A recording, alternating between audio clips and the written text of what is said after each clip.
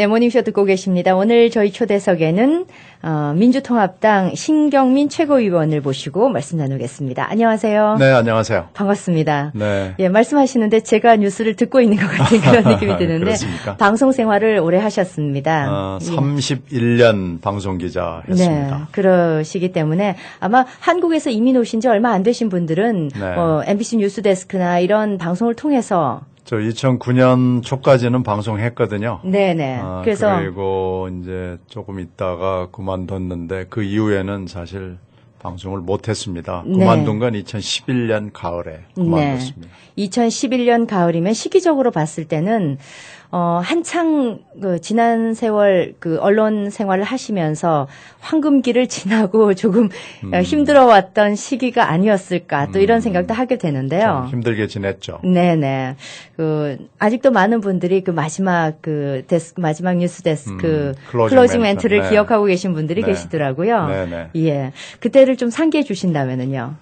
2008년도 3월부터 미국으로 치면 이제 나이틀리 뉴스죠.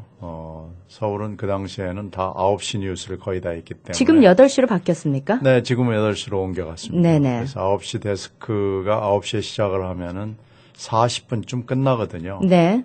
근데 앵커가 안녕히 계십시오를 하고 그만 떠나는 경우도 있고 뭐 자기 코멘트를 할 수 있는 재량권이 있죠. 네네. 근데 제가 그 클로징 멘트를 상품화했다고 그럴까요? 예. 네, 한 1분 반 정도씩 하루에 일어난 일들 중에서 제 기준에서 중요하다고 생각하는 것이나 네. 아니면 그날의 뉴스가 다루지 못한 뉴스를 전하는 코너를 상설화했습니다. 이후에는 많아졌습니다만 그걸 처음으로 시작하셨군요. 그렇죠. 고정적으로 했죠. 네. 가끔 뭐 제 전임자들도 가끔은 그날의 의미 있는 경우에 자기 메시지를 전달을 했는데 저는 그걸 아예 고정 코너화 해가지고요. 네네.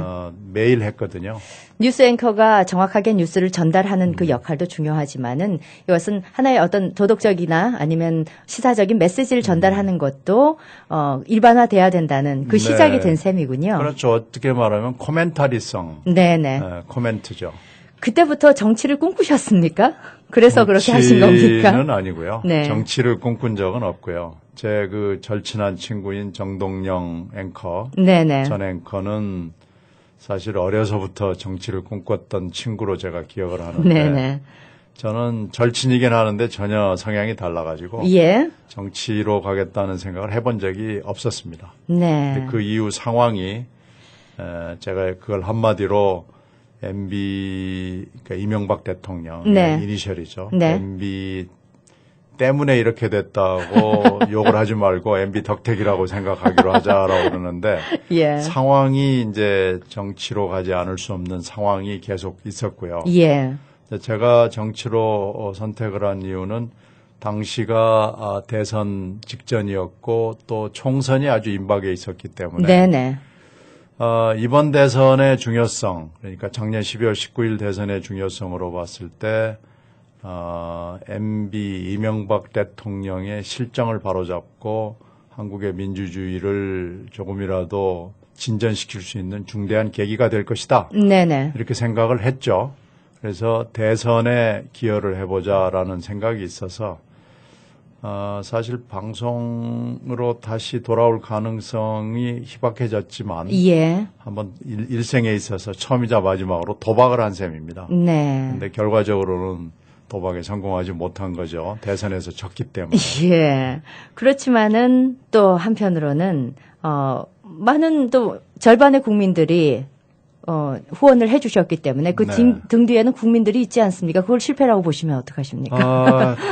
사실 12월 19일 밤에 네. 투표 결과를 보면서 많은 사람들이 울었습니다.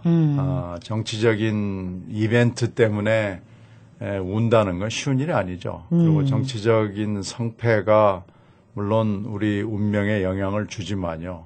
그렇게 절박하게 영향을 준다고 생각을 했던 적은 좀 드물 겁니다.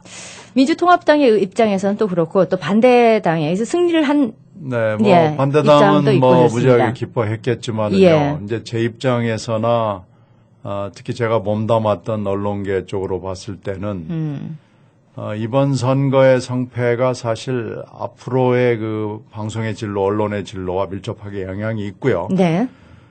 지금 우리가 눈앞에 보고 있듯이 MBC라는 회사 또 다른 방송들이 국민의 품을 벗어났습니다. 가령 아주 직접적으로 지금 눈앞에 보이는 건요. 네. 촛불 집회가 전국적으로 열리고 특히 서울시청 광장에서 열리는 촛불 집회에는 주최 측 집계로 대개 한 몇만은 적어도 모입니다. 네네. 매주 토요일에 그렇게 모이는데 사실 방송에 1초도 나가질 않는 게 대부분이었고요.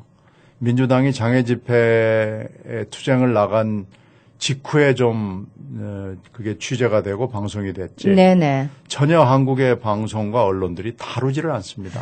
한국의 언론과 방송이 다루지 않아서 한국민들의 귀와 눈을 조금은 막을 수 있을지 모르겠지만은 네. 미주 쪽에 살고 있으면은 완전히 차단이 되는 건 사실입니다. 그렇죠. 예, 그래서 저희도 소리 소문으로 인터넷에 몇 개의 사진으로 네. 이런 일이 있다더라 하는 정도를 듣지만 그래서 이게 큰 언론에서 다루지 않는다는 것은 뭐 사태가 심각한 건 아니구나. 또 이렇게 또 다른 의견으로 전해질 수도 그렇게 있습니다. 해석할 수 있죠. 네. 그러나 지금 언론이 이 외면을 하는 것은 사실 12월 19일 대선으로 예정이 돼 있다고 볼 수 있는 게요. 언론들이 이렇게 무시하는 경우는 사실 독재 시대에도 드문 일입니다. 그래서 저는 궁금했던 게 MB 정권 때도 그때 촛불 집회들이 많지 않았습니까? 네. 그 당시에는 큰 언론들이 다뤘었습니다. 그렇죠. 지금 언론의 외면을 받는 언론이 달라진 건가요? 아니면 언론이 변절을 한 건지 아니면 문제 사태가 다른 건지 그 참 궁금합니다. 한 두 가지 요인이 있을 텐데요. 일단은 2008년도 촛불 집회는 먹는 문제였고요. 그러니까 광우병 소고기 문제였잖아요. 네네. 그래서 먹는 문제였고 대단히 많은 사람들이 특히 어린 학생들이 먹는 문제에 민감하게 반응을 해서 정말로 짧은 시간에 활활 타올랐다고 볼 수 있죠. 예예. 근데 이 문제는 민주주의의 문제거든요. 그러니까 민주주의의 문제니까 어느 한쪽이 독재를 하고 있다는 얘기거든요. 네. 그러니까 정치적으로 심각한 문제고 민감한 문제였기 때문에 일부러 외면하는 그런 성향이 언론사 내부에 분명히 있습니다. 예예. 네, 그리고 또 하나는 일반인들도 이것이 심각한 문제다라고 인식하는데 상당히 많은 시간이 걸리고요. 네네. 이 촛불 집회라는 것이 처음에 몇십 명에서부터 시작이 된 게 검찰 수사가 나온 6월 14일 이후에 조금씩 늘어나기 시작해서 예. 8월 이 단계에 와서는 몇만 명에서 10만 명에 육박하는 이렇게 지금 되고 있거든요. 그럼에도 불구하고 언론들이 무시한다는 것은 정치적인 의도밖에는 달리 해석할 수 있는 방법이 없습니다. 그렇다면은 미주에 계신 동포들 중에서는 촛불 집회를 왜 하는지조차도 모르시는 분들 많으십니다. 그렇죠. 요점이 뭡니까? 요점은 국가의 권력기관들이 예를 들어 직접적으로는 국정원 그리고 경찰 국정원이라고 하면은 예전에 중앙정보부로 우리가 알고 있는 지금 미국의 이제 CIA와 같은 거죠. 우리가 그러면은 그 원래 해야 되는 역할들은 어떤 겁니까? 원래는 첫 번째는 대북 정보 수집을 해서 대응 방향을 세우는 거고요. 네. 그 다음에는 국가에 있어서는 외우 내환의 범죄 또는 국가보안법 관련된 범죄를 수사하는 겁니다. 예. 그런데 2009년도에 이명박 정권이 시작된 지 얼마 안 돼가지고 원세훈이라는 핵심 측근을 원장으로 내려보낸 뒤에 대북 심리전국을 대폭 확대합니다. 예. 거기서 대북 심리전에 치중을 하지 않고 각종 선거에 개입을 하는 거죠. 지방선거, 예.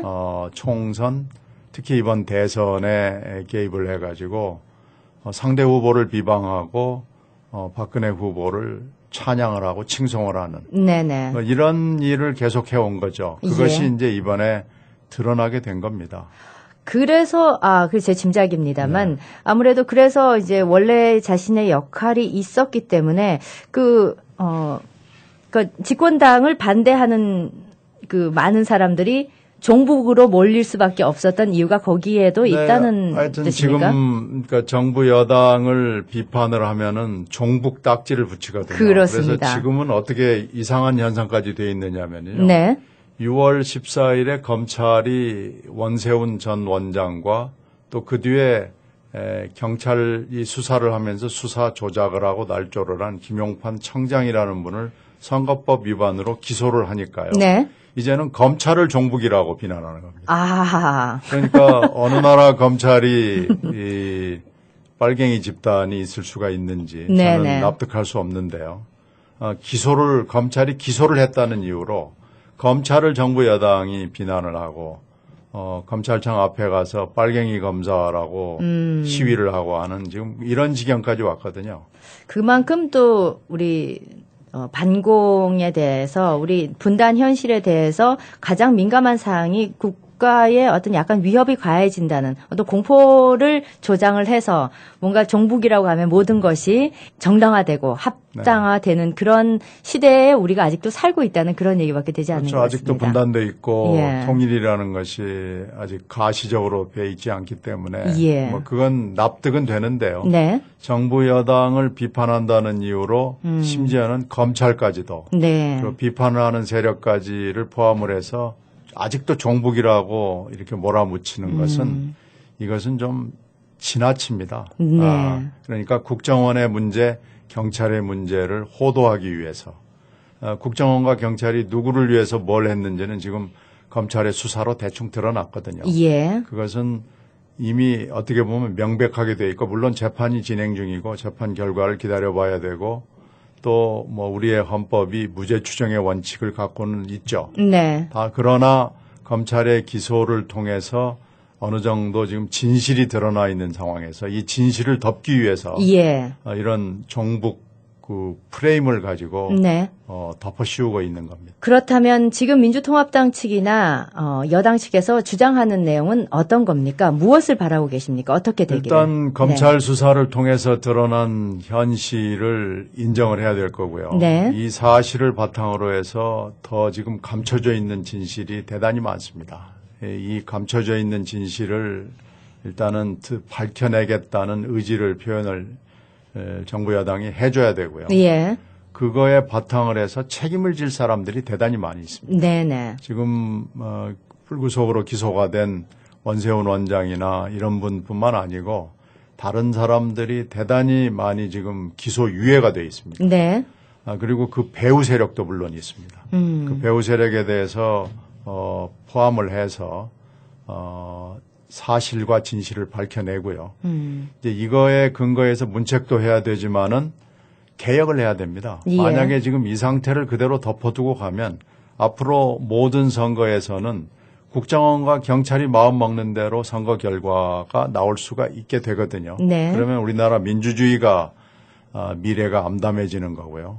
우리 국민이 그 민주주의를 결정하지 못하는 선거 결과를 결정하지 못하는 사태가 생길 수가 있는 거죠. 네. 그렇게 될 것이 너무 분명하기 때문에 민주주의의 위기라고 보고 있는 거고 그러려면은 국정원이 제자리로 가야 되고 경찰도 제자리로 가야 되고 지금 국가의 권력기관들이 다 자리를 엉뚱한 자리에 가 있습니다.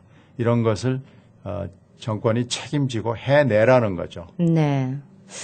지금은 이 이야기가 지금 재판 중에 있고 아직도 뭐 진실이라 믿고 있다고 하더라도 국민들에게 충분하게 이게 진실로 전달되는 데까지 시간이 분명히 걸린다고 봤을 때 이미 선거 결과는 나와 있지 않습니까? 네.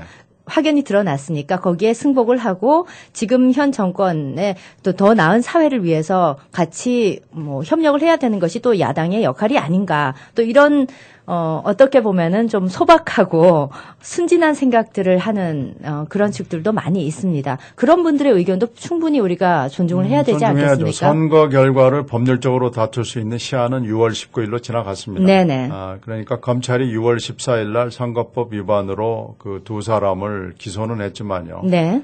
그 사람들이 선거법 위반으로 재판 결과가 나온다고 하더라도 선거 결과를 바꾸지는 못합니다. 네네.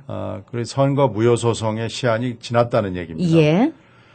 그러나 다만 수사 결과를 인정을 하고요. 수사 결과로 밝혀지지 않은 대목에 대해서도 밝히겠다는 의지를 천명할 필요가 있습니다. 네. 그만큼 검찰 수사가 미진한 대목이 국정조사나 그 뒤에 양심 선언을 통해서 자꾸 새로운 사실들이 드러나고 있거든요. 예. 그러니까 그 부분을 인정을 일단 한 상황에서 이건 엄청난 책임을 져야 될 일이고 엄청난 개혁과 정말로 고통스러운 국민에게도 고통스러운 일이고 정권에게도 뼈아픈 일이 될 겁니다. 그래서 네. 이걸 하라는 겁니다. 그런데 지금 정권의 담당자와 정부 여당은 일단 검찰 수사도 인정을 못 하겠다는 거고요. 국정조사를 통해서 나타난 것은 검찰 수사가 잘못됐다고 주장을 하는 겁니다. 네네. 이러면 반성을 하고 책임을 지우고 개혁을 하겠다는 태도가 아니죠. 계속해서 이렇게 지금까지 드러난 사실 자체도 부인을 한다고 그러면은 앞으로 우리가 한 걸음도 나갈 수 없다는 얘기입니다. 네. 그래서 그렇게 얘기하지 말고 태도를 바꾸고 시각을 고쳐잡으라는 겁니다. 지금 거기에서 지금 한 걸음도 못 나가고 있는 상황입니다. 예. 그 어떻게 보십니까? 지금 언론 상황은 심각하죠. 네. 언론 매체의 숫자는 뭐 예전과 비교할 수 없을 정도로 예. 폭발적으로 늘어났다고 볼 수 있습니다. 인터넷을 우리가 네. 보다가 뉴스를 읽으면은 그 언론사 이름을 모르는 경우가 네. 더 많습니다. 저희도 언론사 숫자를 정확하게 파악한다는 게 거의 불가능한 수준에 예. 지금 와 있고요. 예. 기자의 숫자도 뭐 정말로 비약적으로 늘어났지만 네. 언론의 질로 들어가서 보면은 예. 독재 시대보다도 못하거나 비슷하다는 느낌을 갖는 게요. 네. 저도 독재 시대에 80년대 초에 입사를 해서 쭉 기자 생활을 해왔는데요. 네. 그 당시에 물론 보도 지침이라는 게 있었습니다. 그래서 보도 지침에서 지침을 주는 대로 기사를 쓸 수밖에 없었던 상황이 있는데 예. 그 당시에 그런 여건 속에서도 이것은 잘못된 것이다라는 생각을 하면서 어떻게 하면 이것을 조금이라도 깨볼 수 있을 것인가라고 고민했습니다. 네. 그러나 지금의 언론 상황은 오히려 수능을 하고요. 수능을 하는 걸 넘어서서 적극적으로 도와주려고 네. 정권을 도와주려고 하는 느낌이 강합니다. 그래서 가령 촛불 집회를 예로 들면 아니면은 이번에 국정조사를 통해서 국정원 댓글 사건을 보면 당연히 이 정도는 보도를 해야 되겠다는 저희들 기대치가 있습니다. 그렇죠. 거기에 미치지 못하고요. 예. 심지어는 반대로 기사가 나가는 경우도 종종 봤고요. 마치 아무 일이 없는 것처럼 네. 무시하는 경우도 있고요. 이것은 보도 지침은 없지만 보도 지침적 상황은 지금 존재하고 있는 거고요. 보도 지침적 상황. 이것이 예. 오히려 지금 매체가 많아지면서 경제적 경영상의 어려움을 겪고 또 한국의 경제적 정치적 상황으로 봐서는 정치권의 입김에 따라서 이 상황이 바뀔 수가 있거든요. 그러니까 언론도 이제 돈의 원리, 돈과 권력의 원리에 쫓아갈 수밖에 없네요. 시장이 정글화되어 있는 거예요. 네네. 또 정글에 개입할 수 있는 정치 권력이 있고요. 예. 이런 상황에서 언론들이 너무나 순응을 하고 있는 거 아닌가라는 생각을 갖습니다. 그렇다면 이번에 미주를 방문하신 그 이유가 이런 사실들을 좀 알리기 위한 목적이셨습니까? 일단 교민들에게 좀 설명을 하고 싶고요. 네. 제가 국정조사 특위위원을 쭉 해왔고 그래서 어느 누구보다도 이것을 잘 설명할 수 있는 위치에 있었거든요. 예. 그래서 그런 것들을 좀 직접 설명을 하고 싶은 생각이 있습니다. 네. 시카고에서는 동포 간담회를 가졌습니다. 네, 예. 했습니다. 다음 행보는 어느 쪽이신지요? 지금 LA로 갑니다. 그래서 예. LA에서 비슷하게 간담회 할 거고요. 네. 거기 현지 언론들하고도 인터뷰를 해서 좀 알리고 싶습니다. 제가 너무 비관적으로 생각하는 건지 모르겠습니다만 한국에서 그나마 이렇게 목소리를 높이고 있는데도 이 정도 상황밖에 안 된다면 해외에 한두 번 이렇게 방문하시는 걸로 상황이 바뀐다든지 충분하게 의사가 전달이 된다고 하는 것은 참 힘든 일이 아닐까 싶습니다. 쉬울이라고 생각하지는 않죠. 예. 그래도 가만히 있을 수는 없기 때문에 네. 하는 데까지 해야죠. 그러면은 또 다른 방법을 통해서 이렇게 미주 동포들에게 어떤 내용 전달을 위한 노력을 하실 계획이 있으신지요? 제가 그러면 마지막으로 잠시 기회를 드리겠습니다. 우리 동포 사회에 꼭 전달하고 싶은 내용이 뭐 시간 관계상 길 수는 없습니다만 한 말씀 해주십시오. 특히 미주 지역에 계신 교민들은 민주주의가 소중하다는 것을 몸으로 또 느낌으로 생활을 통해서 잘 아시죠. 근데 지금 우리나라의 경우 민주주의가 위험합니다. 근데 민주주의가 이렇게 위험하면 민생도 함께 위험에 처할 가능성이 대단히 높습니다. 민주와 민생은 같이 가는 것이지 민생만을 가거나 민주만을 가거나 이렇게 안 되거든요. 그러니까 미주교포들은 오히려 이 민주를 얘기할 수 있는 자격이 있으신 분들이고요. 이 사안이 알기는 물론 어렵지만 조금만 노력하면 사안의 본질과 진실을 알 수 있는 위치에 있고 방법이 있거든요. 그래서 조국에 대해서 이 민주의 중요성을 좀 소리 높여주시면 저희들에게 큰 힘이 되겠습니다. 네. 오늘 저희 모닝쇼 초대석에 신경민 민주통합당 최고위원 모시고 말씀을 나눴는데 아쉬움이 있다면 좀 더 긴 시간이 할애가 됐더라면은 저도 궁금한 점이 굉장히 많았는데 오늘은 이렇게 메시지를 짧게 전달하는 것으로 마무리를 하도록 하겠습니다. 모쪼록 또 앞으로 시카고 좀 방문을 해주시고 네. 예. 네, 다음 기회가 또 있을 겁니다. 네네. 네, 고맙습니다. 네, 오늘 함께해 주셔서 고맙습니다. 네.